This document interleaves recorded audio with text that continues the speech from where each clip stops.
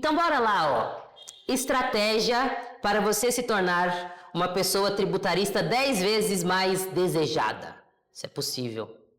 Não é só possível, como eu mesma alcancei isso na minha carreira, na minha história. Vamos lá descobrir como? E já vou te dar um spoiler aqui. Spoiler.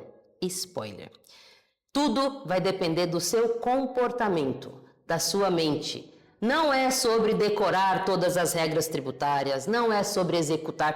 Isso é importante, certo? Para isso que você está aqui estudando nesse curso, mas a sua mentalidade vai ser a virada de chave para te alavancar ou para te derrubar. Eu espero que seja para alavancar. Então vamos lá. O que nós vamos falar hoje aqui, ó? Vamos mudar. Isso é contraintuitivo, tá?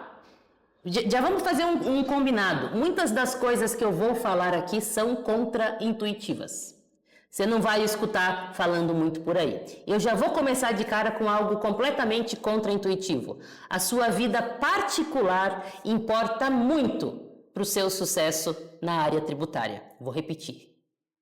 A sua vida particular importa muito para o seu sucesso na área tributária. O que você quer dizer com isso, Verônica? Você quer dizer, então, que eu tenho que ter alguém para me indicar, pessoas importantes na minha vida particular, que eu tenho que ter uma vida perfeita? Não, é muito o contrário. E antes de eu te explicar o porquê, deixa eu contar um pouquinho da minha própria história. Eu sou tributarista, faz 16 anos, 41 aninhos de idade. Eu já passei, gente, por todas as cadeiras de tributário que você imaginar. Quer ver um exemplo? Eu comecei trabalhando como estagiária já em tributário, sou formada pela PUC aqui de São Paulo, num escritório pequenininho, certo? Depois eu fui para um escritório maior, que tinha uns 10 advogados mais ou menos. Depois eu fui para um escritório de 500 advogados, você acredita? Escritório gigante. Depois eu fui para a Ernst Young, entrei lá como gerente. Depois eu fui para 4 multinacionais, já trabalhei dentro de 4 multinacionais. A Alstom, que fabrica os metrôs de São Paulo, Bayer, se a Bayer é bom, Johnson & Johnson, e passei um tempo dentro da Merck também, certo? Vamos lá. Essa é a minha história profissional. E eu acabei de falar para você que a sua história particular importa? Importa muito. Agora, qual foi a minha história particular antes de tudo isso? Com 12 anos foi o meu primeiro emprego. Eu era babá, empregada doméstica, fazia tudo com 12 anos. Naquele tempo, gente, existiam essas coisas.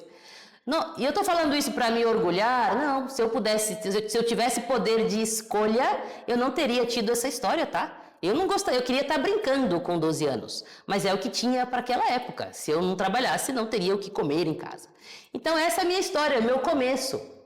Antes do tributário, antes da faculdade.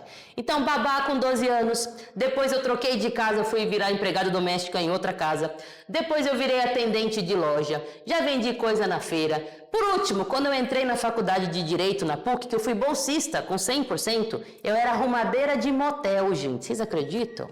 Era arrumadeira mesmo, eu limpava o quarto do motel, que inclusive esse motel existe até hoje, custa R$40 para dormir lá. Então é um motel fuleiro, como você deve imaginar pelo preço, correto? Essa é minha história. Por que eu estou te contando isso? Porque por muitos anos eu tive vergonha dessa minha história antes do direito.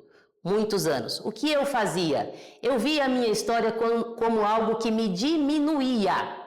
Poxa vida, mas os meus colegas da PUC passam as férias na Disney, eles vão esquiar na Suíça e eu passo trabalhando, limpando lá os quartos do motel.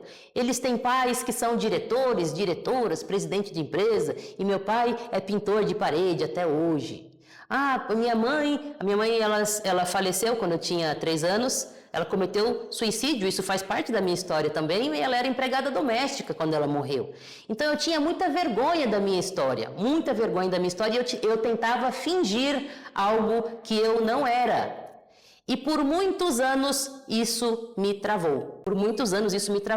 Porque, gente, a sua história, seja ela qual for, são as suas raízes. Se você não respeita as suas raízes, como que você vai se dar bem na vida profissional? Não existe vida profissional, existe a sua vida. como pessoa. E você como pessoa inclui a sua vida financeira, a sua vida amorosa, a sua vida particular e a sua vida profissional, todas com igual importância, todas interligadas. Não existe estar mal na vida particular e bem na vida profissional. Não é possível separar isso. Não é possível separar isso. E enquanto eu não ressignifiquei a minha própria história particular, a minha vida profissional não foi para frente. Deixa eu explicar como que foi isso. Primeiro, eu parei para estudar um conteúdo que é o mais importante de todos. Sabia que existe um conteúdo que é o mais importante de todos? De todos no mundo. Sabe que conteúdo é esse? É você mesmo. Você mesmo. Você tem que parar para se estudar. O que é que você sente? Onde que estão as suas fraquezas? Certo? E a minha fraqueza estava justamente em me enxergar como uma pessoa menor por conta da minha vida particular. Certo? Beleza? O que eu fiz então para ressignificar isso? Primeira coisa, eu comecei a ver a minha história como fonte de poder. Por exemplo, por que eu me considero uma pessoa que eu consigo conversar com todo mundo? Eu me viro nos 30. É difícil alguma coisa me derrubar. Por conta desses perrengues que eu passei. Eu tive que ressignificar toda a minha história para aprender isso. E isso é o que eu falo para você agora. A sua vida particular importa porque você tem que ter um olhar sobre essa sua vida e usar as habilidades que você alcançou na sua vida particular na sua vida profissional. Percebe, gente? Que isso é uma mentalidade diferente que você tem que adquirir? Ver a sua história como poder. Talvez você se identifique com os perrengues que eu passei. Talvez a sua história, a sua vida particular não seja lá tão fácil. Você vai ter que aprender a treinar o seu olhar sobre isso e ver isso de uma forma mais bonita, de extrair poder disso, da sua vida particular, tá? E pra gente caminhar pro final aqui, se eu estou dizendo que a vida particular importa, antes de você se preocupar com a sua carreira, eu separo 5 pontos da sua vida particular que você tem que analisar, trabalhar para você, de fato, crescer de uma forma ampla, de uma forma orgânica na sua vida profissional. Primeiro pilar é a sua saúde. Como é que está a sua saúde? Está tomando bastante água? Está se alimentando? Está fazendo exercício físico? Como é que está isso? Sem saúde, você não vai render muito. Segundo pilar, a sua vida financeira.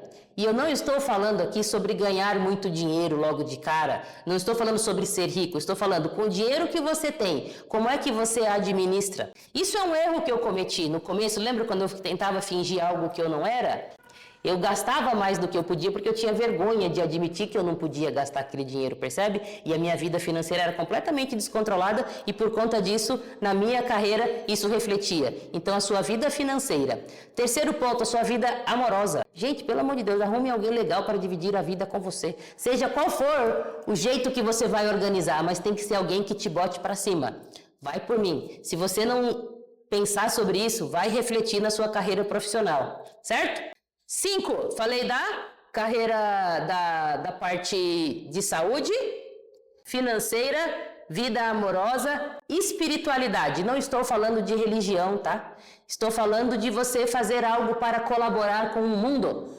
Repara na natureza. Na natureza, primeiro se planta e depois se colhe.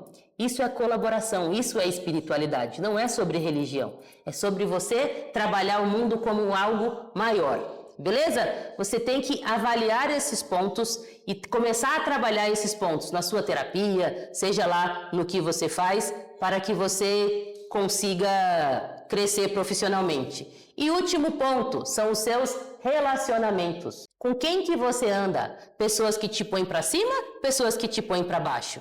Dica, gente. A gente é muito influenciado pelas pessoas que a gente convive. Eu, Verônica, na minha fase de vida, eu não ando com gente que me critica demais, que fala que tudo que eu faço está ruim. Eu aceito críticas, claro, de pessoas que estão do meu lado e que fazem isso com amor, tá certo? Então, são esses 5 pontos da sua vida particular que você vai ter que começar a trabalhar ao mesmo tempo que você vai trabalhar a sua vida profissional, beleza? E aí, a partir das próximas aulas, a gente vai falar de ponto a ponto da sua vida profissional e te vejo daqui a pouquinho.